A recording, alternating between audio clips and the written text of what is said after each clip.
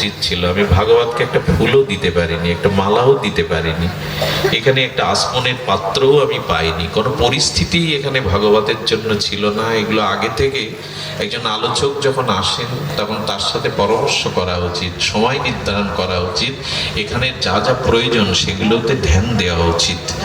তো যাই হোক, পরবর্তীতে আপনাদের মুখদর্শন, আপনাদের স্নিগ্ধ সান্নিধ্য পেয়ে আমি আনন্দ নিয়েই আজ যাচ্ছি। আজ বড় আমাদের জন্য মঙ্গলময় দিন, আজ হরিবাসর তিথি, আজ একাদশী তিথি। এই দিনে হরিকথা শ্রবণ, সাধু সঙ্গ আমাদের শোনায় সোহাগার মতো প্রাপ্তি।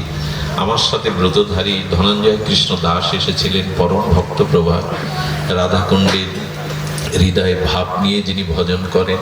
কৃতজ্ঞ কৃতজ্ঞ আমাদের মহাদেবপুর থেকে অনেক মায়েরা বাবারা কষ্ট করে এই পথ অতিক্রম করে এসছেন। দূর দূরান্ত যারা আছেন সকলের চরণে প্রণতি জানিয়ে সকলের ভাগবত জীবন প্রার্থনা। সাতক্ষীরা জেলা প্রশাসনে এই গ্রামেরই একটি সুসন্তান চাকরি সূত্রে আছেন রিপন বিশ্বাস মহাশয়। উনি সম্ভবত আমাকে কিভাবে জানেন জানি না, উনি আমাকে জানিয়েছিলেন যে প্রভু আপনি কৃপা করে একটু যদি আমাদের গ্রামে উপস্থিত হতেন, একটু হরিকথা শোনানোর মানুষ ছিল। তো যেহেতু একটা মানুষ সম্মানী ব্যক্তি, একটা পদে আছে, ওনার কথা রক্ষার্থেই মূলত এখানে কারোর সাথে আমার কোনো যোগাযোগই নাই, তো তার কথা রক্ষার্থেই তার এই জন্মভূমিতে এসে আপনাদের সান্নিধ্য পেলাম। তবে এই অনুষ্ঠানটা আরো একটু পূর্ব থেকে প্রস্তুতি থাকা ব্যাধি চিরকালের জন্য এখান থেকে স্বরূপে ফিরে এসো। আরে ধ্রুব মহারাজ তো শরীরটাই ত্যাগ করেনি, এই শরীর নিয়ে ভগবান ধামে চলে গেলেন, মৃত্যু তাকে স্পর্শ করতে পারেনি। ধ্রুব মহারাজের শরীরটা ছাড়েনি। কাঁচা আমটা কি করে পাকা হয়ে যায় বলুন তো? ছিল শক্ত কঠিন, হয়ে গেল নির্মল। ছিল কালো, হয়ে গেল গৌর বরণ। হ্যাঁ, ছিল টক, হয়ে গেল বৃষ্টি। একই আম গাছে, একই আলো বাতাসে যেমন হয় না, তেমনি প্রেম ভক্তি পেয়ে গেলে, ভগবান ভজন করতে করতে হৃদয়ে অনুভূতি জেগে গেলে এই মানুষ আর কাঁচা আমি থাকে না, পাকা আমিতে রূপ নেয়। তখনই তো তার জীবনে মধুর হয়। যে আমটা টক ছিল সেটা মিষ্টি হয়ে যাবে, যেটা কালো ছিল সেটা গৌর বরণ হয়ে যাবে। একটা প্রাকৃত কয়লা আগুনে দিলে, তার মধ্যে আগুনে তদাত্ম করলে যেমন কয়লার কালত্ব থাকে না, সোনা গলানো তপ্ত কাঞ্চন রং হয়ে যায়। কয়লার কালো সাবান দিয়ে দূর করতে পারবেন? গঙ্গা জলে দূর করতে পারবেন? আগুনে দিন, আগুনের তদাত্ম প্রাপ্ত হলে কয়লার কাঁচা সোনার রং হয়। তেমনি আমাদের হৃদয়ও ভগবত অনুভূতি ভজন করতে করতে শুদ্ধ পবিত্র হয়ে যাবে, শুদ্ধ হয়ে যাবে। এই জন্য নিবেদন করছি, ভজনে আসুন। ভগবত ভজনই আমাদের একমাত্র উপায়। সেই উপায় হলো ওই যে কয়লাটা আগুনে দিয়ে দিতে হবে। মনটা যখনই আপনার ভজনে একাগ্র হবে, তখনই আপনার চিত্ত থেকে এই প্রেম ভক্তির জ্যোতি প্রকাশ হবে। প্রেম ভক্তির জ্যোতি আপনাদের ভিতরে এমনি করে প্রকাশমান হবে। এই জন্য শুধু ভক্তগণ, আমাদের ভাগবত শাস্ত্রের এটি প্রতিপাদ্য বিষয়। ভাগবতের অন্তিম শ্লোক উচ্চারণ করে পাঠ বিশ্রাম করি। আমি আসলে আজকের পাঠের সূচিটা আমি বুঝতে পারিনি। আমি পাঠে এসেছি 8:45, কিন্তু কখন যে এখানে পাঠ সেটা নির্ধারণ আমি জানি না। আমাকে বলা হলো অনেক লোক এসে ফিরে গেছে, এসে দেখি লোক নেই, ভক্ত নেই। এটা একটা নির্ধারিত সময় থাকলে সুবিধা হয়। তো আজ আপনারা যখন এসেছেন তখন আমার বিদায়ের পালা, অর্থাৎ আমার শুরু, আপনাদের অনেকের শেষ। তো 2 ঘন্টা প্রায় আমরা 8টা থেকে শুরু করেছি, 2 ঘন্টা প্রায় ভাগবত অতিবাহিত হতে গেল। পাঠের একটা নির্দিষ্ট সময়সীমা নির্ধারণ করে দেওয়াই উচিত। আমি 8টার কথা বলেছিলাম, যথাযথ প্রায় 4.5 ঘন্টার পথ অতিক্রম করে আমি সময় মতো পৌঁছেছিলাম। অধিবাসটা মূলত ঘটে স্থাপন, এটা সন্ধ্যাকালীন খোলমঙ্গল করতে হয়। আমি জানি না বিধি ব্যবস্থা কি ছিল, আমি কারোর সাথে যোগাযোগ করতে পারিনি। তবে আপনাদের এই সান্নিধ্য পেয়ে আমি পরম প্রীত হলাম। আপনারা বিদগ্ধ শ্রোতা, আপনাদের মুখ দেখে ভাগবত কথা স্বপ্রকাশ হয়। বাবাজি মহারাজ আছেন, কৃপা করে উনি এই নরাধমের হরিকথা শোনার জন্য শ্রদ্ধালু চিত্তে বসেছেন। কোনো ভাগবতে যদি কোনো মহাত্মার শুভাগমন ঘটে, জানবেন সেই অনুষ্ঠানকে ভগবান স্বীকৃতি দেন, সেই অনুষ্ঠানের সুফল এবং সফলতা বহন করে। দেখবেন বায়ু গন্ধ বিনা, বাতাস কখনো গন্ধ ছাড়া বহন করে না, সে দুর্গন্ধ বা সুগন্ধ। বায়ু গন্ধ বিনা, আর গন্ধ কুসুম বিনা। ফুল ছাড়া কখনো গন্ধ আসে না, আর কুসুম গন্ধ বিনা। গন্ধ না থাকলে সে কুসুমের মূল্য নাই। আর গন্ধ ভ্রমর বিনা, যে ফুলে মধু নাই, মধু গন্ধ নাই, সেখানে ভ্রমর বসে না। আর ভ্রমর রাগ বিনা, ভ্রমর তাকেই বলে যার গুনগুন রাগ রাগিনী আছে। তো ভ্রমর রাগ বিনা, রাগ ভাব বিনা। রাগ রাগিনী গাইছেন, কিন্তু ভাব না থাকলে ওটা ভালো লাগবে না, চেঁচামেচি লাগবে। তাই রাগ ভাব বিনা, আর ভাব প্রেম বিনা, প্রেম হরি বিনা। আর মনুষ্য জন্ম বিফল, হরির নাম হরি কথা বিনা। বায়ু গন্ধ বিনা, গন্ধ কুসুম বিনা, কুসুম গন্ধ ভ্রমর বিনা, ভ্রমর রাগ বিনা, রাগ ভাব বিনা, ভাব প্রেম বিনা, প্রেম হরি বিনা। আর মনুষ্য জন্ম সর্বত বিফল, অসফল, হরি কথা হরির নাম বিনা। তাই নিবেদন করব, জীবনের পরমায়ু আমাদের সবার সংকীর্ণ হয়ে আসছে। এইটা নলিনী জল জল জীবন টলবল, এ পথ শুধু গাইলে হবে না, অনুভব করতে হবে। পদ্ম পত্রের উপরে বিন্দু মাত্র জল যেমন বায়ু তরঙ্গে গড়িয়ে পড়ে যায়, আমাদের আয়ুটা। মাঝে আমি পড়ছিলাম একটা পেপারে, আরে হাতে মোবাইল নেওয়া অভ্যাস এখন মানুষ চলতে চলতে, মুখে সভাপতিদের সিগারেটও আছে। কলার খোসা ফেলেছে কে রাস্তায়, তাতে পড়লো, লাঞ্চে আগাল লাগলো, সিগারেট মুখে, হাতে মোবাইল, ওখানে মানে ওনার লক্ষ্য ছিল নিশ্চয় কোথাও যাওয়া, তাই না? মৃত্যু কখন আসবে যেহেতু জানা নাই, এই জন্য প্রস্তুতিটা নিয়ে রাখুন। আমাদের আর প্রস্তুতি, আমাদের একটা দুর্বলতা, আমাদের একটা বদ অভ্যাস হলো এই যে ধর্মকর্ম আমাদের বৃদ্ধ বয়সে ছাড়া, শেষ জীবনে ছাড়া। আমাদের উপদেশ, আমাদের নির্দেশ এভাবেই পূর্বপুরুষ থেকে জেনেছি, ধর্ম অষ্টম সাবজেক্ট, ধর্ম শেষ জীবনের সাবজেক্ট। কিন্তু না, কৌমারাং আচারিত প্রাজ্ঞ ভাগবত ধর্মান। প্রহ্লাদ মহারাজ বলছেন, কিশোর বয়সেই ধর্ম করা প্রশস্ত সময়, এরপরে আর ধর্ম তোমার দ্বারা হবে না। 80% মানুষের সুস্বভাব মায়ের গর্ভ থেকে পায়। গর্ভত সন্তানকে যে জাতীয় সংস্কার পিতামাতা দেয়, পরিবেশ দেয়, 80% সংস্কার গর্ভ থেকেই সৃষ্টি হয়। 20% জগতে এসে হয় বিদ্যা, পরিবেশ, সাধু সঙ্গের দ্বারা। এই জন্য প্রস্তুতিটা অনেক আগে নেওয়া চাই। তপস্যার দ্বারা সন্তান আনা চাই, আর সেই সন্তানকে ভাগবত পরিবেশ দিয়ে তাকে গড়ে তোলা যায়। আমাদের আধ্যাত্মিক বিদ্যা, আধ্যাত্মিক সংস্কৃতি, এগুলো আজ আমাদের কাছ থেকে অনেক দূরে সরে যাচ্ছে। বিশেষ করে এখানে হরিনাম হবে, এটা সকলের আনন্দের বিষয়, কিন্তু ঘরে ঘরে হরিনাম কবে হবে বলতে পারেন? মহাপ্রভু তো আসরে বা স্টেজে হরিনাম শুধু চাননি, মহাপ্রভু ঘরেই শুরু করেছিলেন, শিবাস অঙ্গনে। আমাদের অঙ্গনে হরিনাম হয় কই? আজ এখানে যদি 50 ঘর হিন্দু থাকে, কাল ভোরে বা সন্ধ্যায় গিয়ে দেখুন, অত 5% হিন্দু হয়তো বাড়িতে একটু খোল ঝাঁঝর বাজিয়ে হয়তো কেউ কীর্তন করছে। 95% হিন্দির গৃহে সকাল সন্ধ্যা হরিনাম মঙ্গল আরতি হয় না। তো মঙ্গল আশা করেন কি করে? আচ্ছা, লক্ষ্য করতে পারেন, এখন রাতের বেলায় যদি আকাশে 100টা চাঁদের উদয় হয়, হওয়া সম্ভব না, হবেও না। যদি 100টা পূর্ণ চন্দ্র উদয় হয়, পৃথিবীতে যত পর্বত আছে, পাহাড় আছে, ওখানে যদি আগুন লাগিয়ে দেন, পর্বতে গাছগাছালি আছে না, আগুন লাগিয়ে দেন, পৃথিবীর যত বৈদ্যুতিক বাল্ব আছে, আলো আছে, যদি জ্বালিয়ে দেন, তবু সেটা দিনের সংজ্ঞা পাবে না রাত থাকবে? তো কথা বলুন, দিনের সংজ্ঞা কি পাবে? তাকে দিন বলা যাবে? সূর্য উদয় না পর্যন্ত যেমন দিনের শুরু, সারা পৃথিবীর জঙ্গলে আগুন লাগিয়ে দিলেও, পৃথিবীর সমস্ত বৈদ্যুতিক বাতি জ্বালিয়ে দিলেও, আকাশে একটা না 100টা যদি চন্দ্রের উদয় হয়, তবু দিনের সংজ্ঞা পাবে না, তার রাতই। তেমনি আপনার জীবনে সব চেষ্টার দ্বারাও কোনোদিন শান্তি পাবেন না যদি ভগবত ভক্তির উদয় না হয়।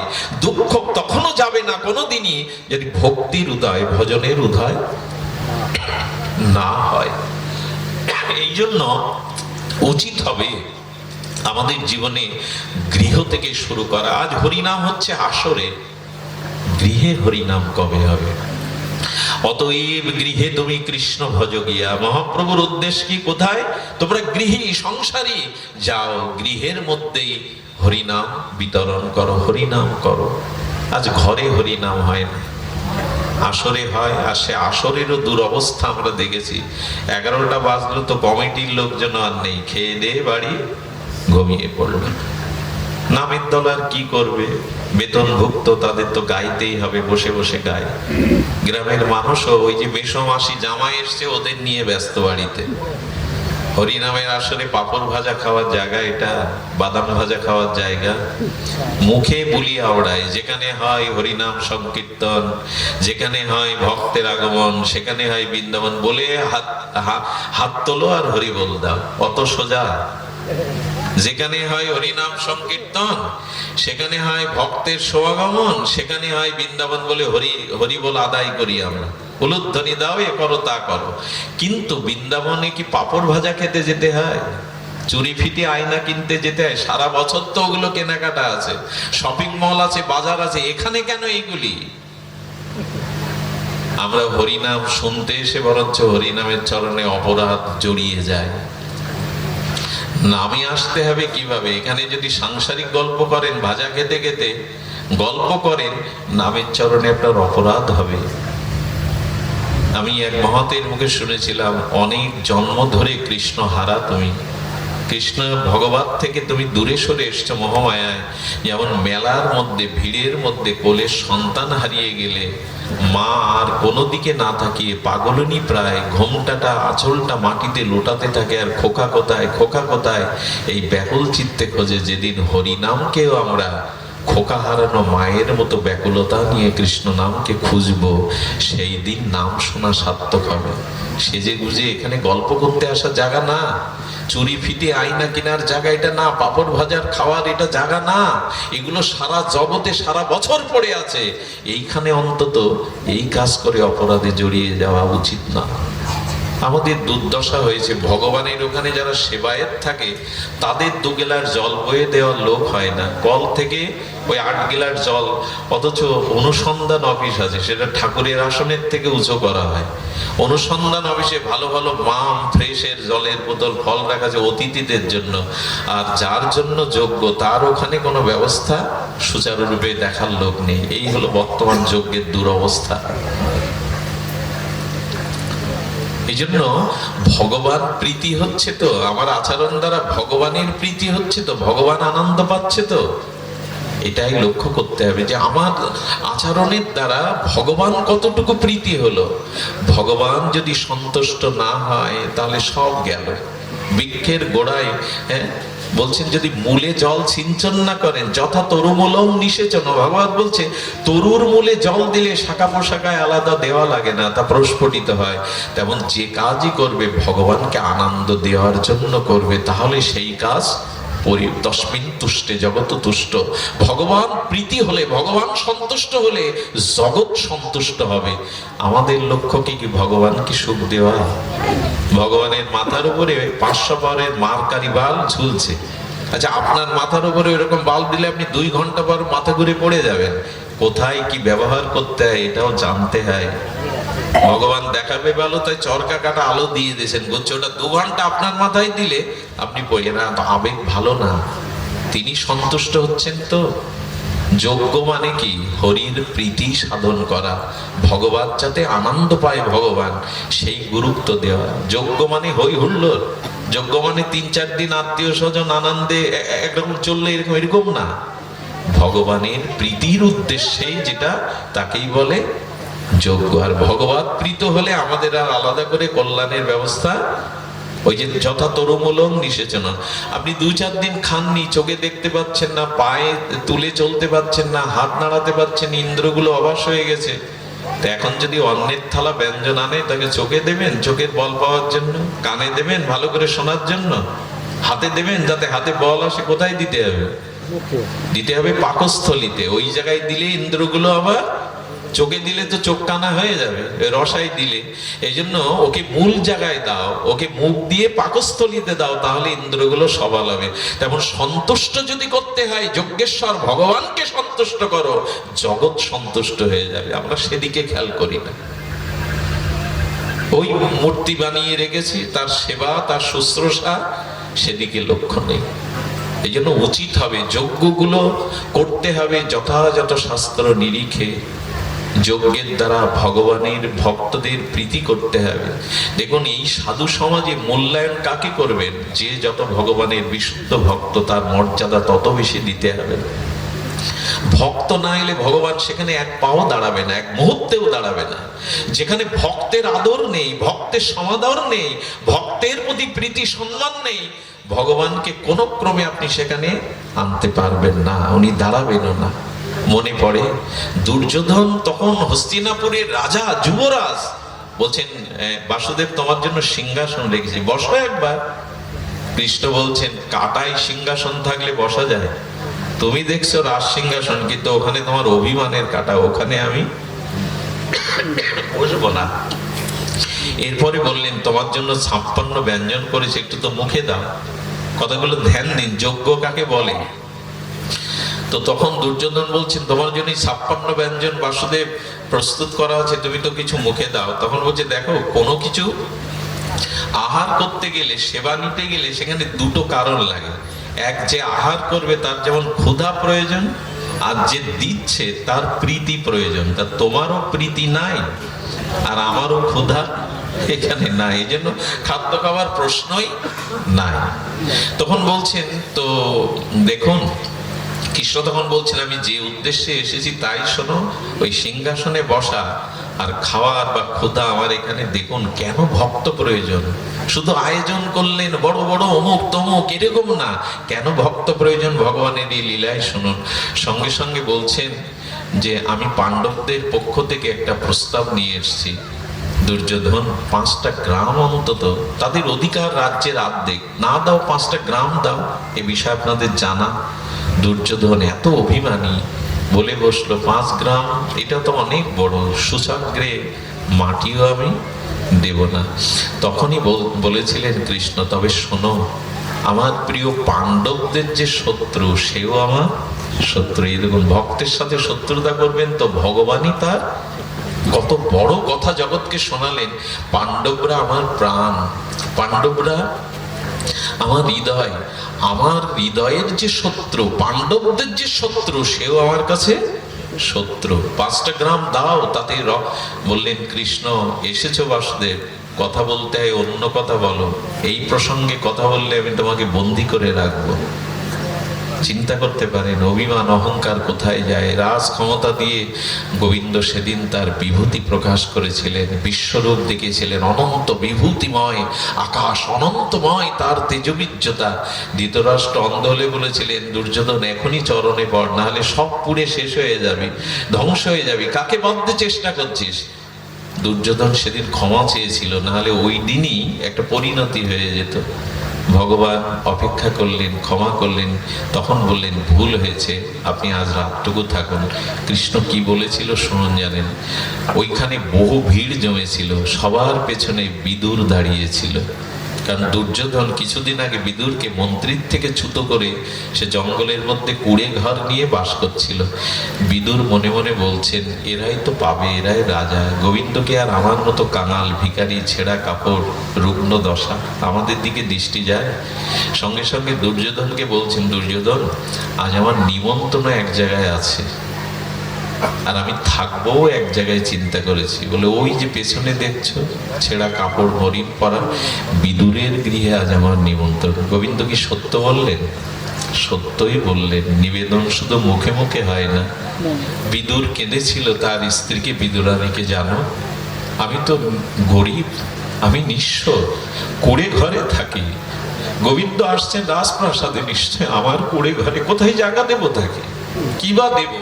এই যে মনে মনে করেছেন গোবিন্দকে আসবেন, এই মনের নিবেদনটা গোবিন্দ গ্রহণ করে বসেছেন। বলে বিদুরের গৃহে আমার নিমন্ত্রণ, আজ বিদুরের গৃহে আমি আহার করব, সেখানেই থাকবো বলে সংকল্প করেছি। দুর্যোধন বিস্ময় প্রকাশ করে বলছেন রাজপ্রাসাদ তোমার ভালো লাগছে না, এই কুড়ে ঘর? হ্যাঁ, বিদুর কথাটা শুনে আনন্দে বাজারে গেছেন। তাহলে গোবিন্দ আমার আত্মনিবেদন শুনেছেন, হৃদয়ের আহ্বান তিনি শুনেছেন, বাজারে গেছে একটু মাখন, একটু মিশ্রি, একটু কিছু কিনবেন।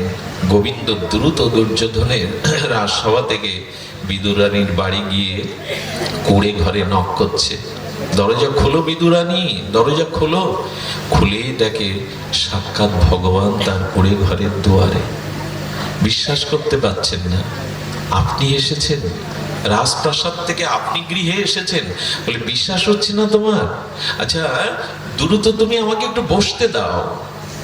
কি করলো জানেন? একটা আসন ছিল ছেঁড়া, যাতে বসে জপ করত। ভগবানকে পেয়ে এমন মনের আবেশ এসেছে, যেখানে কুড়ো ছিল, কুড়োর পাত্র, সেই কুড়োর পাত্রটা এসে তার উপর দিয়েছে। ভগবান ভাবের ঠাকুর তো, ভক্তির আধার তো, সেই কুড়োর ওপরেই আসন মনে করে বসে বড় তীর্থ পাচ্ছেন গোবিন্দ। এর মধ্যে 5-6 বার বলে বসেছেন বিদুরানী, জঠরে বড় ক্ষুধা, দাও না, বড় ক্ষুধা পেয়েছি, কিছু দাও। যে মানুষটা কিছুক্ষণ আগে বলছেন আমার ক্ষুধা নেই, এখানে কেন তার ক্ষুধা জেগে গেছে জানেন? যার হৃদয়ে প্রেম আছে, ভক্তি আছে, তাকে দেখলেই ভগবানের ক্ষুধা পায়। আপ্তকাম পূর্ণ কাম ক্ষুধা তৃষ্ণার ঊর্ধ্বে স্বয়ং ভগবানের ব্রজবাসীদের দুয়ারে তিনি ননি চুরি কেন করেন জানেন? ভক্ত যার হৃদয়ে ভক্তি প্রেম আছে, তাকে দেখলে ভগবানের ক্ষুধা লেগে যায়। ভক্তের কাছ থেকে সেবা নেওয়ার তার বড় স্বাদ জেগে যায়। বিদুরানী ঘরের দেখছে কিছু থাকিস, ভগবানকে ডাকছে আর উঁচু করে দেখে কোনো তাণ্ডুল, কোনো চাল, কোনো বস্তু ঘরে নাই। বারবার ব্যথায়, তিনি কখন আসবে জানি না, অর্থাৎ বিদুরের কথা বলছেন, তিনি কখন আসবে জানি না। ভগবান যে এত দ্রুত আসবে বিদুরেরও জানা ছিল না। ভগবান কয়েকবার বলেছে খেতে দাও। বিদুরানী কি করেছে জানে? লজ্জায়, ঘরে তো কিছু নাই, এক মুষ্টিও নাই। কদলি বনে গেছেন, অর্থাৎ কলার বনে গিয়ে দেখে ভগবত ইচ্ছা একটা খাদিতে 2 ছাড়া কলা পেকে আছে। ভগবান চাইছেন আর কিছু না থেকে পারে, সেই কলা এনে ভগবানকে ভক্তির আবেশে দিতে গিয়ে কলা ফেলে দিয়ে খোসাটাই খাওয়াচ্ছেন ভগবানকে। ভগবান সেই কলার ছলা খোসাটাই খাচ্ছেন। ভগবানের চোখে জল ভরে গেছে, কারণ উপাচার ভগবান গ্রহণ করেন না। তিনি দ্রব্যের কাঙাল নন, তিনি প্রেম এবং ভাবটাকে গ্রহণ করেন। যজ্ঞের উদ্দেশ্য এটাই, ভগবত প্রীতি। সেই কলা খেতে খেতে বিদুর এসে উপস্থিত। মাখন এনেছে, মিছরি এনেছে, উপাদেয় কিছু ফল এনেছে। এসে দেখে কুড়োর ওপরে বসা আর কলা ফেলে দিয়ে খোসাটায় খাচ্ছে। বিদুর চরণে পড়ে গেছে, স্ত্রীকে বলছে কি করছো তুমি? তোমার কুড়ে ঘরে যাকে পেয়েছো তার মহিমা তুমি জানো? তুমি তাকে কলার খোসা খাওয়াচ্ছ। বলে আমার সার ছিল না, আমি জানি না, আমার সার ছিল না। তাড়াতাড়ি সেই মাখন মিশ্রি যখন গোবিন্দের গালে দিয়েছে, গোবিন্দ নিয়ে বলছে, বিদুর এটা আমার কাছে আস্বাদ্য বটে, কিন্তু এর থেকে বেশি আস্বাদন আমি কলার খোলার মধ্যে পাচ্ছিলাম। বিদুর আমাকে পেয়ে বিদুরানীর আবেশ এত, সেই আবেশে আমি পরম আস্বাদন পাচ্ছিলাম, পরম আস্বাদন আমি গ্রহণ করেছি। আমার বলবার উদ্দেশ্য হলো, দুর্যোধনের রাজ আয়োজনেও ভগবান প্রসন্ন না। ভগবানকে প্রীতি দিয়ে, ভালোবাসা দিয়ে, অনুরাগ দিয়ে প্রীতি করাটাই নামই যজ্ঞ। ভগবান যাতে প্রীত হয়, আনন্দ হয়, এই দৃষ্টিকোণ থেকে যজ্ঞ করুন। হই হুল্লোড়, লাইট প্যান্ডেল এগুলো বাহ্যিক বিষয়, মূল বিষয়টা যাতে ভগবানের সেবা, ভক্তের প্রীতি এটা বর্ধিত হয়, তবেই এই যজ্ঞ স্বয়ং সম্পূর্ণ হবে। আর নয়, আমি প্রায় 2.5 ঘন্টা